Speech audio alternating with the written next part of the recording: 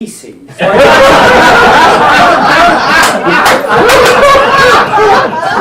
I thought that meant that he was reasonably okay.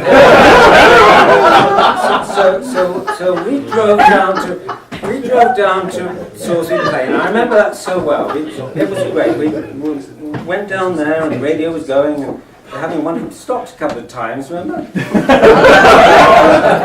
that was good. That was good. We had a good time. I went down there and it was difficult to check in because I had to share. You know, I had to share a room with somebody. In fact, there was a whole lot of people in my room. 24 of them. Yeah, I was very upset with that. Anyway, I still think I got the best deal because next morning Chris said to me that his place was a mess.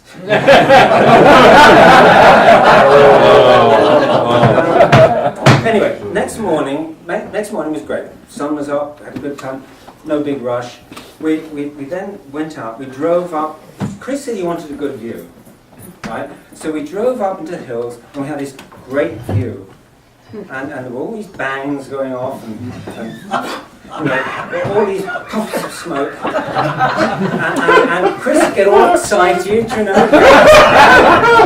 He'd say, left a bit, right a bit, you know. It was wonderful. He really was having a wonderful time. I was doing a picnic. At the table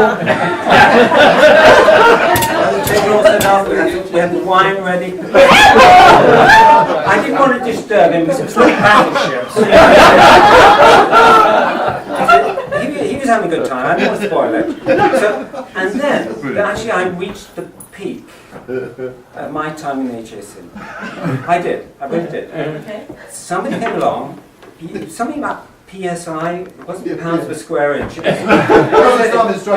was permanent staff. Instructor. I think he had a thing there, and it was all sort of official. You know what they like? Yeah. Very, Horrible. you know, sort of shouting things. And he went up to Chris and he said, and this Chris is true. This bit is anyway. He said, Chris, you're dead. In fact, he said something like, you know, Captain Powell Smith, you're dead. And he died, and he said to me, what are you going to do about it? Because we were in the middle of a fire mission. So I said, oh, gee, well, maybe I'll get a card and send it to Jen.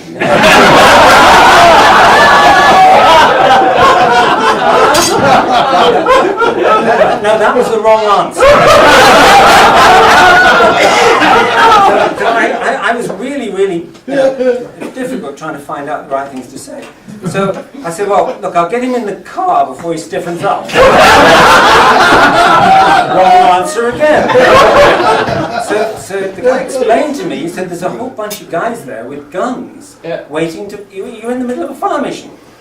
So this was the pinnacle of my story. I really did. I fired the battery.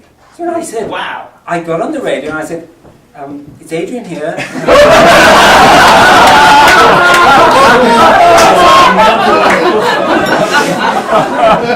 and I said to everybody, I said, look, when you're ready, all go bang. And that's what happened. I shot the battery.